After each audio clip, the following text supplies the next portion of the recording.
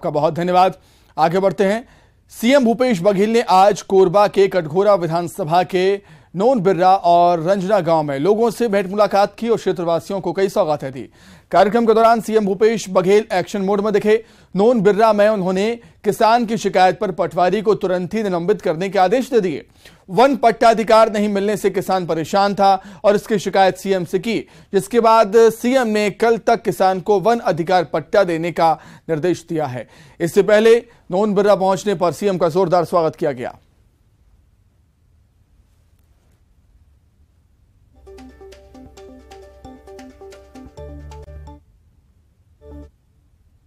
पहले ही ग्राम रंजना में जिला सहकारी केंद्रीय बैंक मर्यादित की शाखा खोली जाएगी।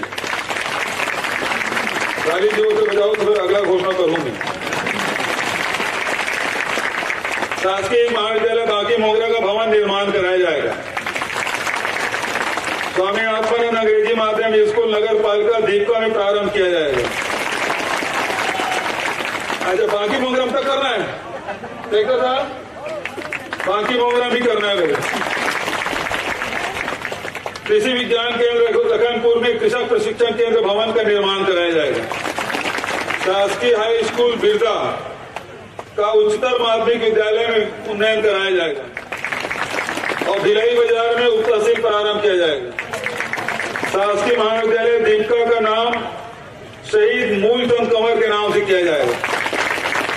यदि तुम सहमत हो, क्योंकि राजीव जी यहाँ आए नहीं से, राजीव ग्राम रंजना के नाम से कर का रंजना है ही राजीव ग्राम हो जोरदार का रंजना वाला सहमत हो, बताओ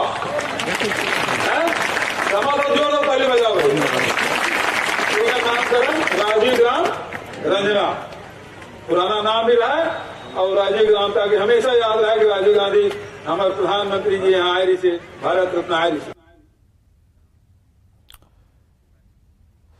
वहीं छत्तीसगढ़ में धान खरीदी पर सियासत तेज हो गई है। बीजेपी के प्रदेश अध्यक्ष अरुण साव ने बयान दिया है और उस बयान पर सीएम भूपेश बघेल ने पलटवार किया। बीजेपी के प्रदेश अध्यक्ष अरुण साव ने कांग्रेस पर आरोप लगाया कि धान खरीदी का सारा पैसा केंद्र सरकार देती है। धान खरीदी का 90% पैसा केंद्र सरकार दे रही है, तो कांग्रेस सरकार किस बात का क्रेडिट ले रही है, श्रेय ले रही है। अरुण साव के बयान पर सीएम भूपेश बघेल ने कहा कि केंद्र सरकार कौन सा पैसा दे रही है जो सब राज्यों को मिलता है, वहीं छत्तीसगढ़ को मिलता है। अरुण साव केंद्र सरकार राज्य का बकाया पैसा दिलाने की मांग करें पहले।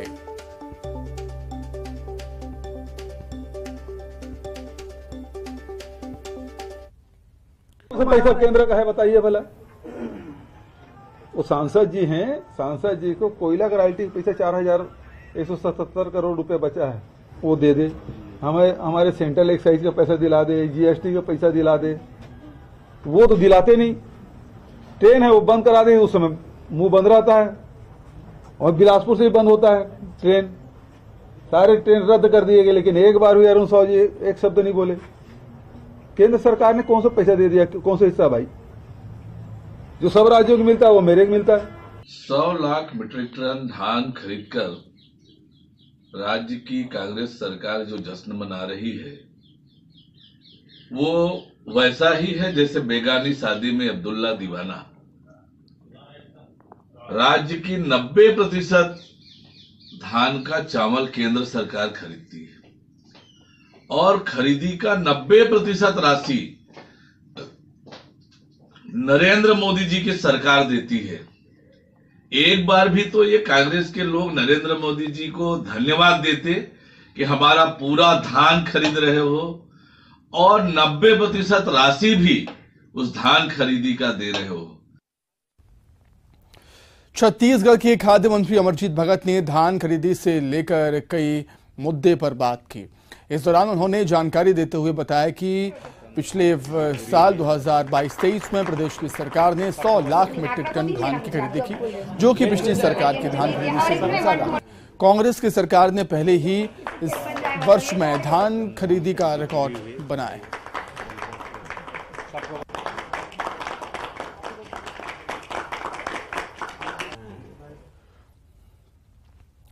बीजेपी राष्ट्रीय कार्य समिति की बैठक संपन्न हो गई है। बीजेपी ने राष्ट्रीय अध्यक्ष जेपी नड्डा का कार्यकाल 1 साल के लिए बढ़ा दिया है। पार्टी जेपी नड्डा की अध्यक्षता में ही लोकसभा चुनाव लड़ेगी।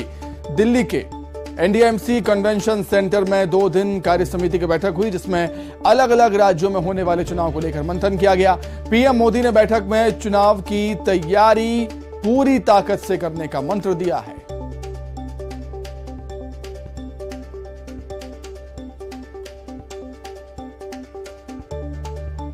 पूर्व मुख्यमंत्री रमन सिंह मेरे साथ हैं। सर, 2 दिन की कार्यकारिणी आज खत्म हो गई, तो छत्तीसगढ़ के लिए क्या गुरुमंत्र दिया यहाँ पे? छत्तीसगढ़ के लिए, बाकी सभी 9 राज्यों के लिए प्रधानमंत्री जी का भी मार्गदर्शन मिला और उनके साथ राष्ट्रीय अध्यक्ष जी नड्डा जी का भी मार्गदर्शन मिला। जिन मुद्दों को लेकर छत्तीसगढ़ में जाना है वो माननीय नरेंद्र मोदी जी के 8 साल 6 महीने की केंद्र सरकार की उपलब्धियों को जन जन तक ले जाना है और लोगों के जीवन में परिवर्तन आया है। गरीब अपने आप को सुरक्षित महसूस करता है, भाई माता और बहनें के जीवन में परिवर्तन आया, इन मुद्दों को लेकर। और दूसरा, भूपेश सरकार की 4 साल की जो आज जिस प्रकार असफलता है उसको लेकर जाएंगे। सर, भूपेश बघेल ने आज कहा है कि अगर गुजरात का मॉडल लागू किया जाएगा तो रमन सिंह और ब्रजमोहन अग्रवाल के भी टिकट नहीं मिलेंगे, उनकी टिकट कट जाएगी। मुझे उनका फिक्र है। गुजरात में टिकट नहीं कटता है। गुजरात में 27 साल से लगातार उनको चिंता अपनी पार्टी करे कि टीएस सिंहदेव क्या कर रहा है, कांग्रेस के अंदर क्या हो रहा है, उसकी चिंता करे। बीजेपी की चिंता करने वाले बहुत लोग हैं। सर, इस बार विधानसभा चुनाव में भाजपा फिर सत्ता में लौटेगी? 100% सरकार बनेगी भारतीय जनता पार्टी की, उसमें अब कोई शंका ही नहीं। तो रमन सिंह साहब कह रहे हैं कि विधानसभा चुनाव में 100% भाजपा वापस सत्ता में लौट रही है। साथ ही उन्होंने सलाह दी कि मुख्यमंत्री अपनी चिंता करें, कांग्रेस की चिंता करें, भाजपा की नहीं। कैमरामैन मुनमुन के साथ नई दिल्ली से अशरफ काज़मी, न्यूज़ 18। बीजेपी के गुजरात मॉडल पर चुनाव लड़ने पर सीएम भूपेश बघेल ने तंज कसा है और कहा है कि इसका मतलब बचे हुए सभी 14 विधायकों के टिकट कटेंगे। डॉक्टर रमन सिंह और ब्रजमोहन अग्रवाल का भी टिकट कटने वाला है। वो आगे कहते हैं कि मुझे चिंता है कि रमन सिंह और ब्रजमोहन अग्रवाल की, क्या उन्हें भी टिकट नहीं मिलेगा?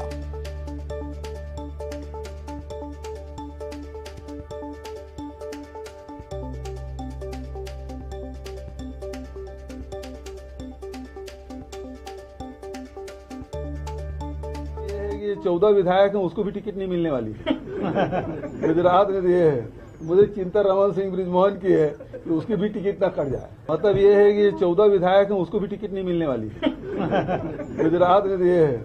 मुझे चिंता रमन सिंह ब्रिजमोहन की है कि उसकी भी टिकट ना कट जाए। उनका कहना है कि ब्रिजमोहन और रमन को भी टिकट नहीं मिलेगी, इसकी मेरे को चिंता है। अपनी पार्टी की चिंता कर ले यार भाई। यहाँ संवादहीनता बनी हुई है, आपस में मंत्रियों की इलाइडाइजा का बंटवारा नहीं हो पाया। एक मंत्री लिखता कलेक्टर के बारे में, उस पर कोई निर्णय नहीं कर पाते। अपनी पार्टी में फूट है, अपनी पार्टी में प्रभारी आते, उनके सामने तूतू में होती। जनपद जिला पंचायत के लोगों की, सदस्यों की बातचीत नहीं होती। अपनी पार्टी संभाले, भाजपा की चिंता मत कर। 2023 का लक्ष्य स्पष्ट है, छत्तीसगढ़ भय मुक्त कराना है, विकास की राह आगे बढ़ाना है।